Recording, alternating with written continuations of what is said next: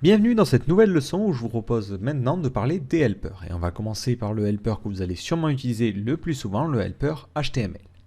Donc comme son nom l'indique, c'est tout simplement un helper qui va vous permettre de générer du code HTML.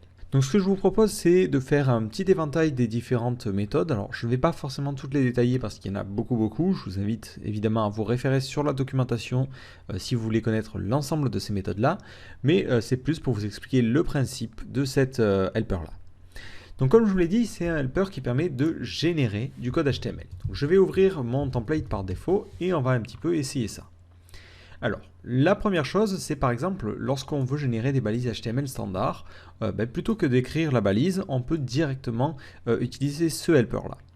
Alors justement, là il y a une question à se poser, c'est est-ce que c'est vraiment utile dans certains cas? Je prends notamment le cas du doctype.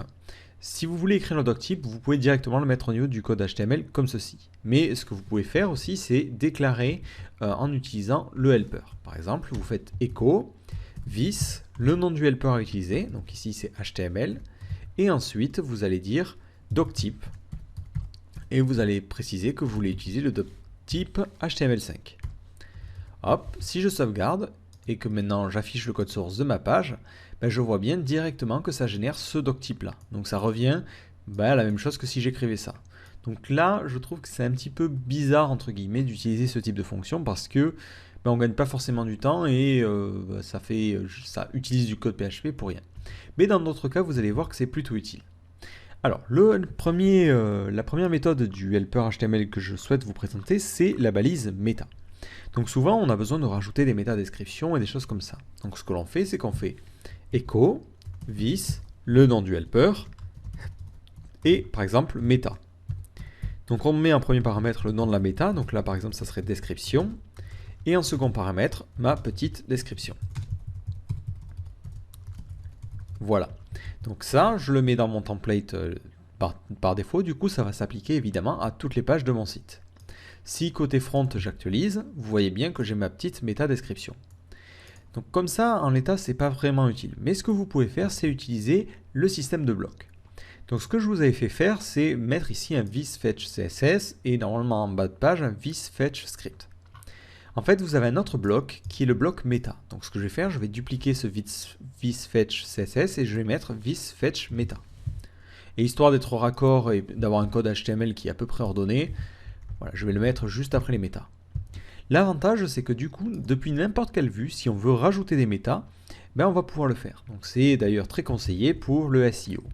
On veut avoir une balise de description qui est propre à chacune de nos pages. Donc ici, on met echo, vis, méta, description, vis HTML méta. En premier paramètre, on dit que c'est la balise description. Et en second paramètre, ma petite description. Alors, si on fait les choses comme ça, qu'est-ce qui va se passer? Si j'actualise et que je cherche description, vous voyez que ma balise méta se génère au milieu de mon layout par défaut. C'est normal parce que je fais un echo. En fait, vous pouvez préciser un troisième paramètre qui contiendra les options.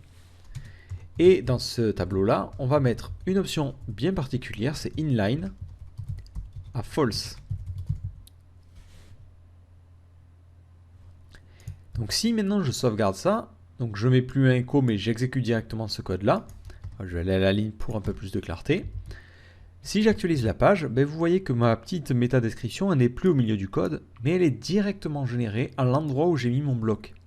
Du coup, l'avantage, c'est qu'on va pouvoir, depuis n'importe quelle vue de notre site, pouvoir rajouter des métas au fur et à mesure. Des métas Facebook, n'importe quoi. Donc évidemment, on peut utiliser directement cette balise-là, ou, pour en revenir un petit peu à ce qu'on avait vu précédemment, on peut faire un vis start et démarrer le bloc méta pour rajouter des fonctionnalités, si vous voulez mettre des métas un petit peu plus spécifiques. Mais voilà, sachez que vous pouvez comme ça, directement depuis une vue, injecter des métas directement au niveau de votre layout. Donc attention, au niveau de votre layout, pensez à démarrer le bloc méta, le bloc CSS et le bloc script. Donc d'ailleurs, en parlant du bloc CSS, de la même manière, si un jour vous avez besoin de mettre un CSS particulier sur une de vos pages, vous mettez un vis HTML CSS. Donc vous mettez le nom de votre fichier, donc nous on va l'appeler par exemple Twitter, on va imaginer. Le second paramètre, ce n'est pas directement les options, mais c'est l'attribut rel. Donc là, nous, on n'en veut pas, donc on va mettre nul. Et en troisième paramètre, ce sont les options. Donc nous, ici, on va mettre inline à false. Et si maintenant, je sauvegarde, hop, je regarde que directement, à l'endroit où j'ai démarré le bloc CSS de mon layout par défaut, j'ai bien mon CSS qui est chargé. Donc c'est un avantage d'utiliser ce helper-là plutôt que de générer du code. En plus, l'avantage, c'est que pour le coup, dans ce cas-là, c'est plus court à écrire. Donc là, vous voyez automatiquement, d'ailleurs, le lien a été trouvé. C'est-à-dire que je n'ai pas eu à mettre en dur le lien de mon application. Si vous mettez un slash devant, ça prendra tout simplement le chemin par rapport à la racine, c'est-à-dire par rapport à ce dossier Webroot, et non pas par rapport à la racine de votre hébergement. Donc si j'actualise, hop, vous voyez ici que ça met du coup directement dans Cake Formation, donc mon dossier qui contient mon site web. Donc de la même façon, vous pouvez charger du CSS, mais vous pouvez aussi charger des scripts. Donc là, au lieu de CSS, vous mettez script, et ça ne prend que deux paramètres. Le premier, c'est le nom du script, et en second paramètre, les options. Et donc une des options, c'est est-ce qu'on veut ce script chargé tout de suite, ou est-ce qu'on veut le charger dans le bloc script. Donc si je sauvegarde, vous voyez que mon bloc twitter.js a été chargé directement en bas de ma page. Du coup, c'est quelque chose aussi qui est une bonne pratique à conserver. On charge tous les scripts JavaScript directement à la fin de la page. Tout ça pour éviter évidemment que les scripts se chargent avant le contenu. On charge le contenu, puis on charge les JS. Donc voilà, c'est deux petites spécificités du CSS, du script et des méta, mais qui est assez importante. En mettant cet attribut inline à false, vous allez pouvoir générer du code HTML et l'injecter dans votre layout par défaut ou votre layout customisé. Donc c'est très important, c'est quelque chose que vous allez vraiment utiliser et réutiliser assez souvent.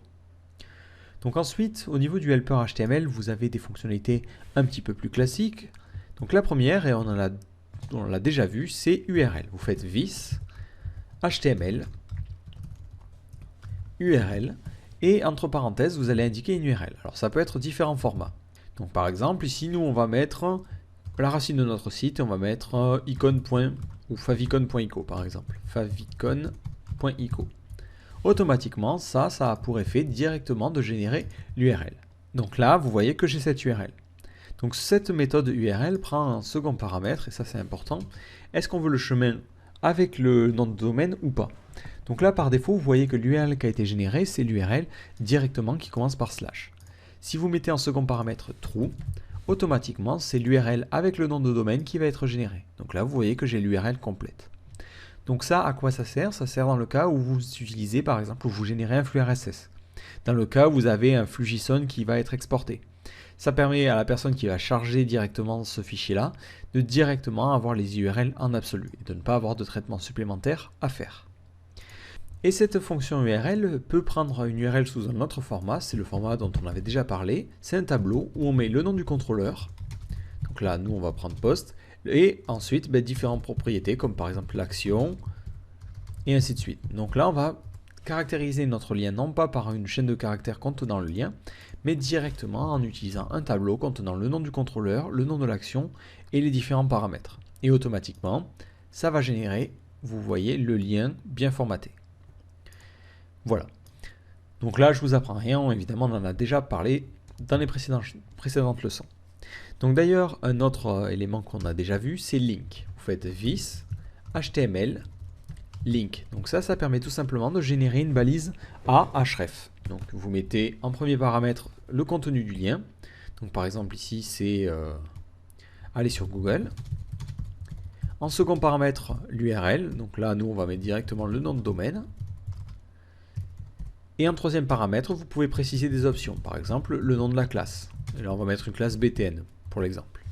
Si je sauvegarde, vous voyez que au niveau de mon élément, si j'inspecte, je me retrouve bien avec un lien à href qui a bien google.com et qui a une classe BTN. Au niveau de la classe, vous pouvez mettre les mêmes propriétés que les propriétés HTML. Donc à chaque fois, attribut, valeur, et ainsi de suite. Et là, hop, ça génère ce petit lien là. Donc là, encore une fois, à vous de voir si vous jugez ça utile ou si vous préférez directement mettre un A, dans le href faire le this HTML URL, et ensuite dans le A mettre le aller sur Google. Là c'est à vous de voir, hein. Les deux méthodes sont évidemment équivalentes. Alors une petite particularité, c'est que si vous mettez du code HTML, si par exemple vous voulez mettre ça en gras, Mais qu'est-ce qui se passe? Vous voyez que automatiquement le code qui est mis en premier paramètre est échappé. Donc ça, c'est un comportement que vous ne voulez pas forcément. Si vous voulez que le code HTML soit interprété, au niveau des propriétés, là où on a mis la classe et l'id, vous pouvez mettre une autre propriété qui est escape et vous mettez ça à false.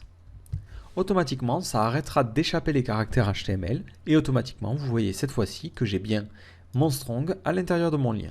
Donc c'est un petit détail, mais ça a son importance et ça vous évitera évidemment de chercher pendant des heures d'où cela peut venir. Alors une autre méthode, c'est la balise image. Comment on génère des balises images? Alors ce que je vais faire, je vais chercher une image dans mon dossier image, évidemment. Hop, donc là on va mettre ça. Donc si vous voulez charger une image, vous faites directement echo, vis, HTML, image, et vous mettez juste le nom de votre fichier image avec l'extension. Automatiquement, si je sauvegarde, vous voyez bien que je vois ma petite image. Donc si vous mettez le chemin sans slash au démarrage, automatiquement il va chercher dans ce dossier-là. Si vous voulez chercher dans un autre dossier, vous commencez par slash et automatiquement on ne repart plus du dossier image mais directement de la racine. Alors de la même façon que pour les autres éléments, en second paramètre, on peut directement mettre les différentes propriétés HTML que l'on veut insérer à notre image. Par exemple, si on veut une classe particulière, on la met ici. Et automatiquement, ici, mon image, si je l'inspecte, elle va avoir la classe particulière. Et vous voyez que c'est bien le cas. De la même façon, on peut mettre un ID, on peut mettre du style, on peut mettre évidemment ce que l'on veut. Donc ensuite, il y a toute une série de fonctions qui sont plus ou moins utiles. Je pense notamment à des fonctions telles que div, qui permet de générer une div, para, qui permet de générer du paragraphe.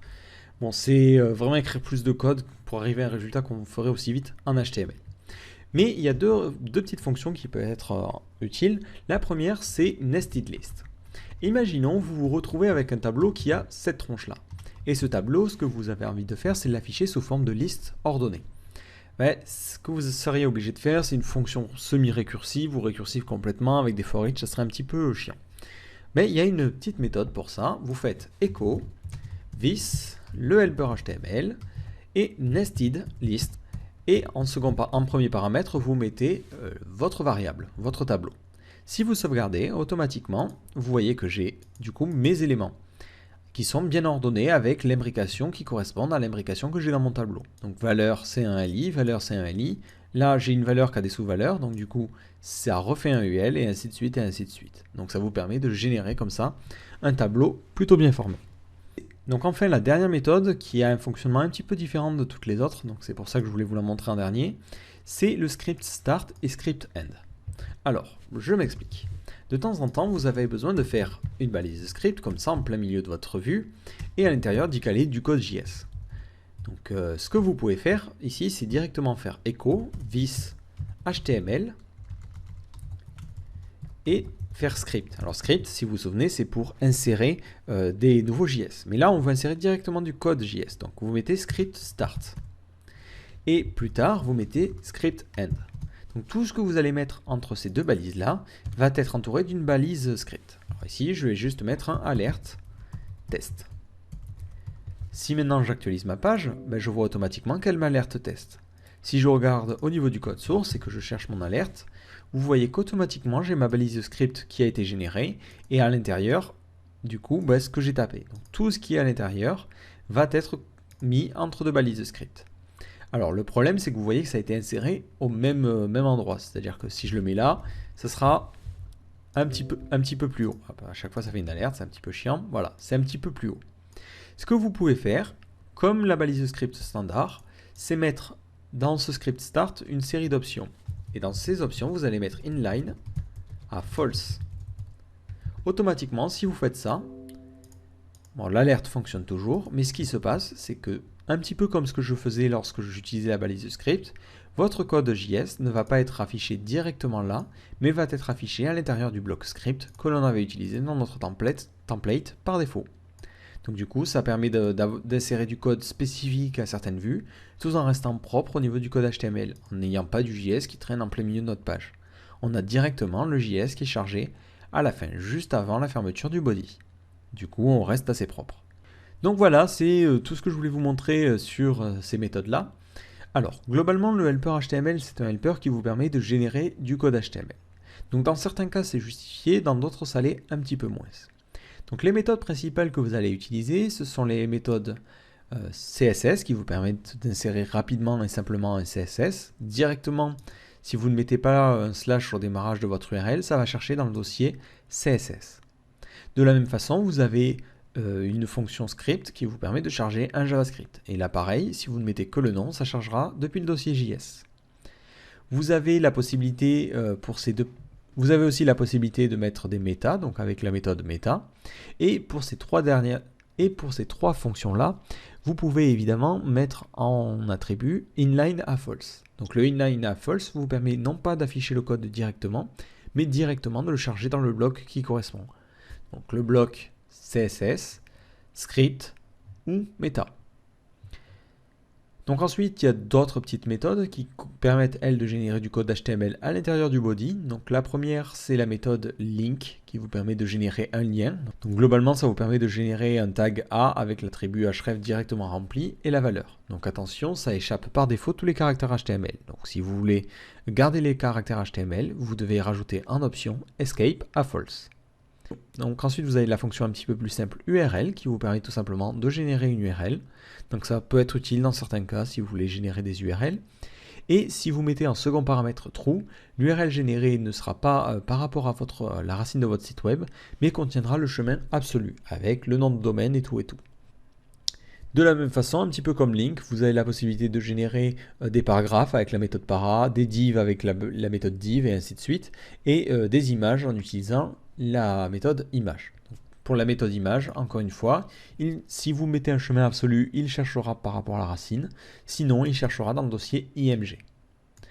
Et pensez à mettre l'extension, contrairement au CSS ou au JS, il ne la devine pas comme par magie. Et enfin, on a vu le script start et script end qui permet tout simplement de générer du code JS et de démarrer des balises script, de démarrer et de fermer des balises script, et avec la possibilité de mettre un inline à false, donc dans la fonction script start, qui permet de générer le code JS non pas directement dans la vue, mais directement dans le bloc script. Donc voilà, c'est tout ce que je voulais vous montrer sur le helper HTML. Donc évidemment, si vous êtes intéressé par les différentes méthodes qui le composent, je vous invite à lire la documentation qui concerne ce helper-là. Donc globalement, vous allez retrouver toutes les méthodes qui sont disponibles. Donc évidemment, je vous ai fait un petit tri pour vous montrer celles que moi j'ai l'habitude d'utiliser et celles que je pense les plus utiles. Mais n'hésitez pas à y faire un tour, c'est toujours bien de savoir un petit peu tout ce qu'il est possible de faire.